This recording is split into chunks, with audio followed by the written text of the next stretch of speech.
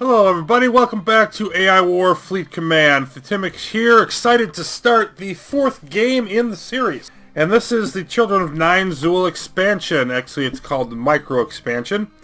And just as the Zenith Remnant explored the Zenith species, we're going to be taking a look at the Neinzul species, which have been described as essentially sentient fruit flies. They live for a very short period of time, canonically about a day.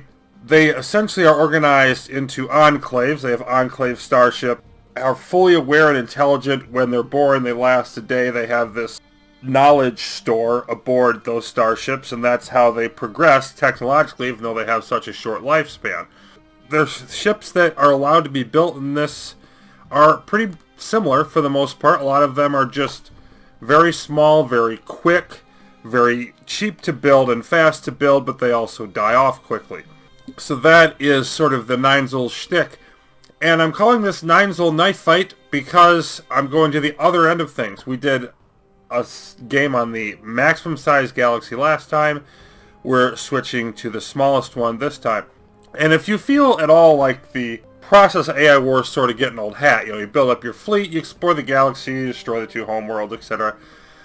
Well, this one's going to be a lot faster, and then 3 of the remaining 4 expansions to the game have alternate victory conditions that we're going to explore, which I have not done before, but we're going to be getting into that. So there are going to be some things coming up to shake things up. So what we've got here is no script. We've got the 10 planets, and we've got some new types of maps, and I generally don't like to do the X-type map, but I'm going to go with that for this one. Just because for a small map, it seems interesting to me, and let's just go ahead and blah, blah, blah, blah. And, you can see that for the X map, it's only going to give us the one design. So we're going to go with, it's actually not an X here, because there's nothing coming this way. I wonder why they don't put one of the maps up here. But in any case, that's what we're going to go with. And then we're stepping up one more level of difficulty, 7.6 moderate.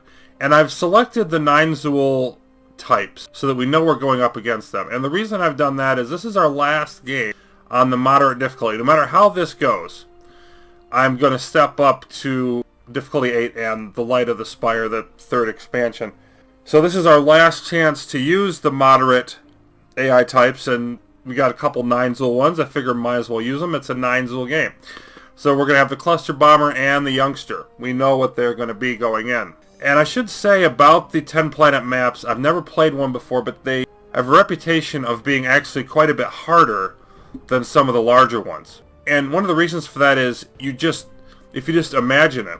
I mean, if you've got 2 AI homeworlds and at least 1 core world next to it, that's like half the galaxy.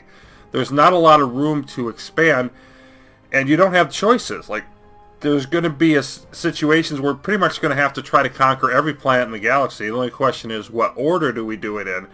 And how do you get the resources to take on AI homeworlds with this few planets? So that's going to be much of the challenge. I took off the core shield generators again, because why have core shield generators when you're going to be dealing with, such a limited supply of planets? Again, you're not deciding where to go. And normal game options, I do have the blind scouting off. We're going to show unexplored planets. I'm going to leave this as it is for most of the games going forward, but unless somebody has a strong opinion, I probably will throw together 1 or 2 more later on that do have that scouting option on. But for the most part, we're going to do the standard approach to that. Okay, now AI option. And I've already gone through and set this up. No Marauders, no Resistance Fighters, no Colony Rebellions. And I actually had generated that we were going to have colony rebellions, but I took them off because it says it only works on galaxies with 30 plus. So, yeah, that's not going to work. Same thing with the traders. We're going to need to take them off because they only work with 30 plus planets. No miners. The Dyson Sphere, we'd like to have it back. Again, only works with 30 plus planets. Goodbye. Devourer, nope. Gonna say goodbye to you. The Broken Golems, and that one says we can still use it. So even on the small planet. So we're moving them up to moderate. We're moving the Botnet Golem up to moderate. And at that level, we get an AI progress boost if we activate it, and also they require a lot of energy. And the thing about it is, I'm probably not going to actually be able to use the golems, given how little energy I'm going to have on a small map. And if that's the case, I'll just play the next game on the moderate setting as well. Okay, so the Neinzul stuff. We have the Neinzul Rocketry Corps. Enclave departed the galaxy long ago, but they left Neinzul warhead silos scattered around the galaxy. They'll periodically fire on human planets when their planet is on alert. The silos are never adjacent to the human or AI home planets. There are typically only 5 to 6 of them, an 80-planet map. Okay, so we're not going to have very many of these, obviously, but they're going to shoot warheads at us. That's not good. The Preservation Wardens. They're enthralled by ancestral memories of the great beauty of the celestial realm with its many stars and planets. They're horrified by rapid resource extraction and the use of nuclear weapons. They'll use force against anyone who offends them. And the roaming enclaves, they'll wander through this part of the galaxy. Some will act as an ally to the AI, some as an ally to us, and some will attack everything on sight. So they're sort of a wild card. And of course, we're starting all of these on 4 because we have not seen them before. Okay, now the AI modifiers. I am leaving the wave warnings on. And I'm sticking with schizophrenic. I'm going to try a couple other options just to throw things in there. Because again, this is sort of an experimental, very off the beaten path type of game. The cross-planet waves is definitely a help to the AI because they don't waste their ships on standard waves. All of their waves will work like cross-planet attacks. They'll just add them to threat, and then they'll decide where to go. So, threat is going to be a huge problem, and they're only going to attack where they see there's a weakness, as opposed to just dumping themselves into our system. So, provoking waves to get free scrap thing, that's not really going to happen anymore. And then nuclear command. When AI command stations are destroyed, they explode and destroy all ships on that planet. The planet itself will survive.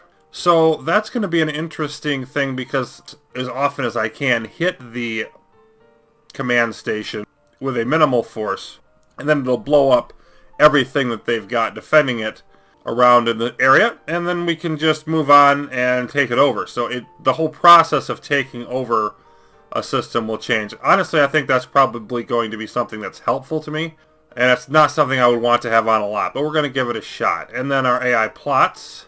That's wrong. Avengers off for both of them. The hybrid hives and advanced hybrids are a special thing that's with the Neinzul expansion, so we're obviously going to put those on. Astro trains are off for both AIs, counterposts are on for both AIs, and then one of them has the warp relay. So with the Avenger and the Astro trains off, the previous stuff that we've seen the counterposts and warp relays. Not too scared about those, but the hybrid hives are what we're going to be looking at here. So that is our setup for, again, what should be a very quick game, one way or the other. And I may very well lose this, but we're going to throw it in, experiment with it, see what happens. Okay, we've got Philomela. Alright, we're right here at the end. So we can probably assume a couple things. One, Ariel and Haumea are almost certainly AI homeworlds. That would make Lachesis and Despina the core worlds. Ceres obviously going to be an enormously huge choke point. And then we're going to have Saturn and Slan to start things out. So again, a very basic beginning. And if we look around at our cluster, it's really very similar to what we've seen before. More cryopods. But other than that, here we are several minutes in, and I've come to my first significant decision. First of all, in about a minute, we're going to get our first enemy cross-planet wave. That's going to, it's going to reach the outskirts of our system pretty quickly, because there's not very far to go. I'm sure it's going to originate one of these and travel this way. Now, in terms of my starting techs, I got a lot of the usual stuff. Mark 1 and Mark 2 grav turrets, Mark 1 spider turrets. I got the tachyon beam emitter. Set up the usual defenses. Not all the way. I've got like 30 of the mainline turrets. I'm at about that 2/3 part that I usually settle on for my outlying planets. And then Saturn is nearby. I've got mines up only at Slan. And the reason is because I'm just going to take Saturn. Anything that comes into my homeworld for the rest of the game once I take Saturn is going to have to come through Slan. So I've angled more of my defenses that way. I'm going to do that even more so once we take Saturn. I didn't unlock any of the command station options because I didn't want to spend the knowledge on it, but then after thinking about this, I think I do. I'm going to get the military one, which I don't normally get, but I have a specific reason for this, namely that I want a choke point. And this is about the attack boost this gives, among other things, is halfway between normal turrets and the munitions boosters. It gives me 50% of the 100% the turrets can take. And so what I want to do is build economic stations at Slon and Saturn to maximize my resources. And then at Ceres here, I want to fortify the wormhole back to Slon as much as possible. Just make this a massive fortress system, and then defense in depth my way out as I head towards their homeworlds. And so having a military command station available will let me do that. And since I could actually build 6 of them, I could have like 1, 2, 3, 4, 5. And then once I capture one of the homeworlds, 6. And so I'd really be able to use those for everything from Ceres on forward. And just the 2 Mark 1 economic ones back here. So I decided to go with that. And since this wave's going to hit pretty soon, I wanted to head in to Saturn as soon as possible. I still have, some knowledge left. And to do this, I only think I need a handful of ships. I want to try 10 of these. And then let's get our colony ship up and rolling. Okay, so 4 seconds on that arrival. I've got more ships in here than I planned on building, but that'll be okay. I'm setting the scout back. Colony ship is building, and in here we've got a few interesting things. We've got the broken curse golem. You can see now on the medium difficulty it's going to give us plus 15 AI progress when we take it over. And it's going to cost 150k energy, so we won't be able to do that anytime soon. Of course, we wouldn't have the metal anytime soon either. Then we've also got the advanced starship constructor and a Mark 5 grenade launcher fabricator. And this, I think, is going to be a common thing on this map, to have a bunch of useful things in each system, simply because there's only so many places for them to spread around. So I'm not going to stand on ceremony here. I'm just going to head over here, try to take out the command station. And boom, there it is. Everything's dead. And you can see plus 6 AI progress from the death of the AI radar jammer as well. So apparently that's in the category of things that we can't even capture. It looks like the key things stuck around, though. We've got the curse golem, the starship constructor, and we don't have any scouts on this. The fabricator? Yeah, okay, there's the fabricator. So let's just send through our colony ship and take it over. And we'll send our scout onto Slon and see what they can find out for us over there. Now, since Saturn's going to be totally blocked off, I'm only going to build minimal things in here. There we go. What in the world? Somehow a couple of Zenith auto bombs are in here. Okay. Go back through, and let's just grab, what do we have? I've only got 2 bombers. Let's see, let's just build another 10. I think I want some more engineers in here.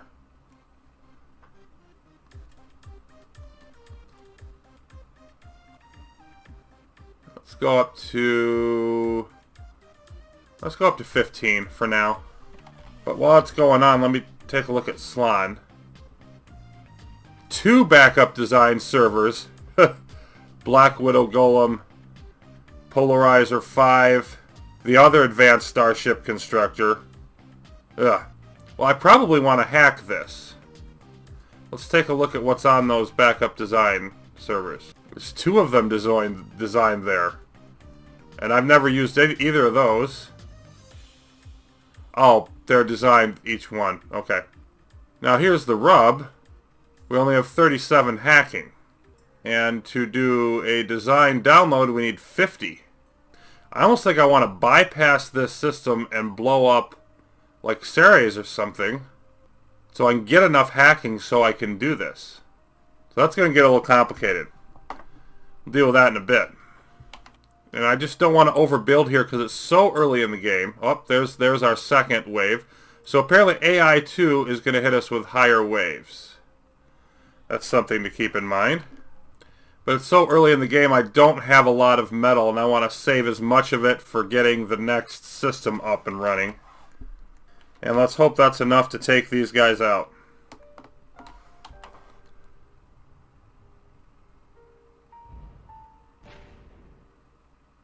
Okay, it was. We took some damage, but so what? We're going to bring in the colony ship. And now there should be nothing opposing us in here to keep us from doing as we will. The question is, which one of these is more important to build it by? I don't think it matters that much anyway. But since there's another Starship Constructor out there, and that's not replaceable, that's what I'm going to go with. Economic Command Station, 64 additional metal, and 10,000 energy is significant at this point in things. Why, hello there! Saturn is building just basic force field, but we've got a bunch of ships coming in here, some of which we haven't seen before. After that second wave hit, they decided they had enough to hit us, which is kind of a surprise.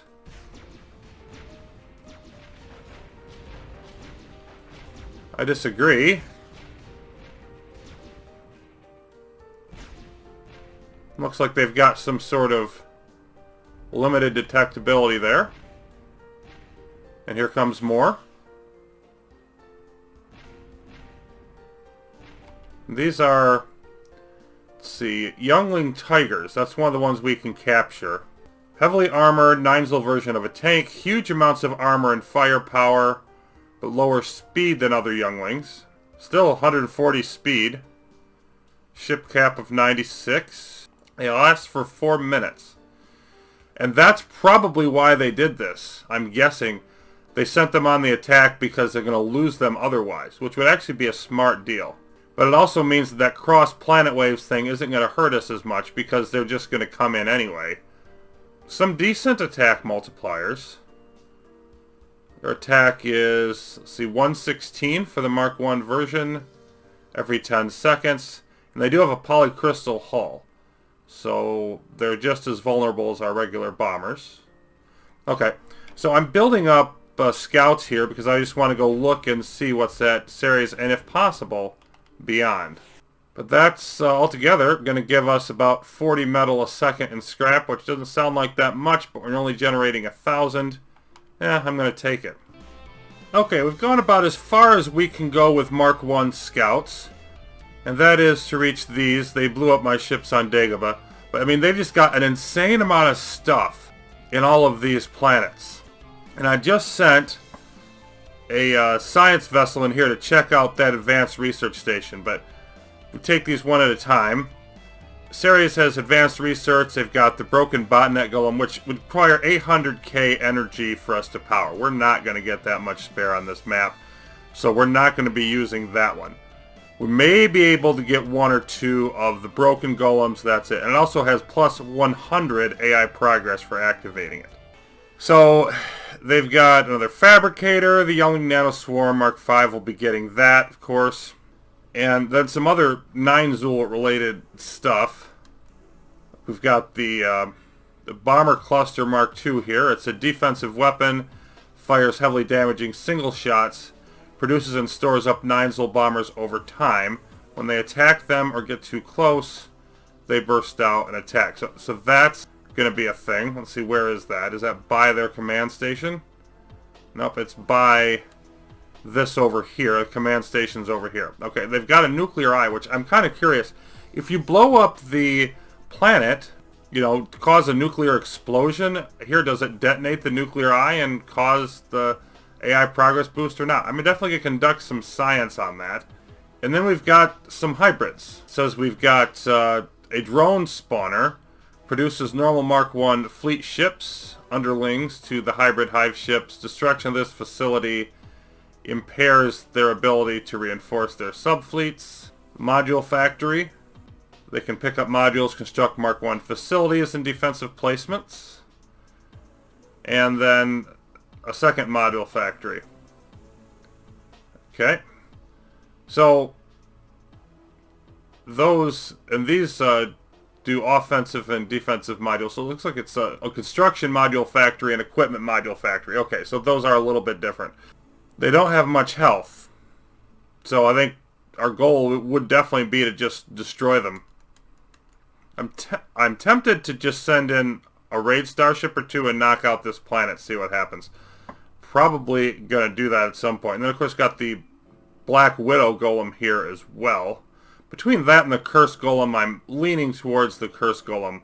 I want to get one of them eventually, but that's down the road.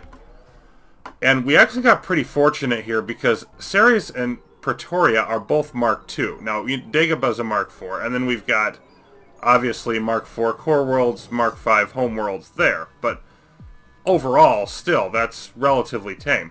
Pretoria, 2 advanced research stations, 2 more backup generators. It's got a barracks, a data center that we'll want to hit, for sure. Electric Shuttle Mark V, Microfighter Mark V, Plasma Starship Mark V, Ion Cannon Mark III, and a Translocator Eye. Then Dagobah, another advanced research station, gives us the Artillery Golem and a Regen Golem possibilities. The Armor Booster Mark V, Beam Starship, Mark IV Factory. It's got more powerful bomber clusters. It's got 3 ion cannons of varying strength, data center, etc. But the fact that it's got that armor booster is key, because in Ceres, checking out what that advanced research station has. It has the electric bomber by default, the infiltrator, which I'm not as excited about, or the armor booster. And I'd like to get the armor booster, but obviously it'd be much nicer to have the Mark V armor booster. So I think I want to leave this and not invest the hacking. Just take the electric bomber. So I'm ready to try to take this out, see what happens with that nuclear eye. And by taking this out, hopefully I can hack one of those backup design servers. I'm also going to need to look at, because that's 4 backup, 5 backup design servers. Obviously, I'm not going to be able to hack all of them. But if I take this out, transport a colony ship in there, grab this planet, start fortifying it, then I can probably scout out a little bit more and see what's in these planets. I'll probably put scouts in transports if I have to send them out there or whatever. I don't know if they're actually going to put any capturables on the core worlds, but we should figure that out. I'm going to have to decide, where am I going to spend my hacking? Like, what's going to be the best place for that? So we made it into Ceres relatively unscathed with the raid starships. They're starting to come after us a little bit here.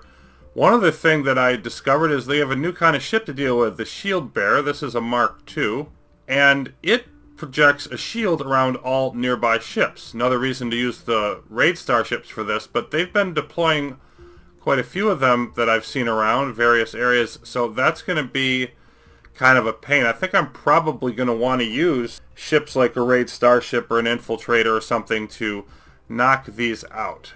Here, we're just going after that. Yeah, we're going to lose the starships, but okay. Boom. And we didn't... Nope, the nuclear eye goes and we don't get that 50 AIP. Okay, so that's nice. And how did our raid starship survive that? Supposed to destroy all ships on the planet, but it didn't. Like, there must be some that are immune to it. Are we immune to... Yeah, we're immune to nuclear explosions. Okay. So that's interesting. Yeah, we're going to want to take this out for sure. Let's get rid of that.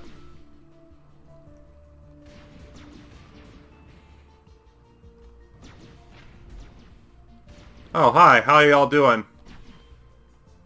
Neinzul bombers. So, okay, I'm gonna head back. I'm gonna build up a better fleet to come deal with this. But we are less than 20 minutes in, and we are solidly into the middle game. That is just crazy. So we're gonna want to take over Ceres, explore more, and get a really good handle on where I want to do my hacking. And then also start building this up as a fortress and gradually expand out to these other systems once we've hacked what we're going to be able to get out of them. So we'll save that for the next episode, as we've made quite a bit of progress in the first one here. Until then, thanks for watching, everybody. More of this miniature AI war game with the Neinzul expansion coming up soon.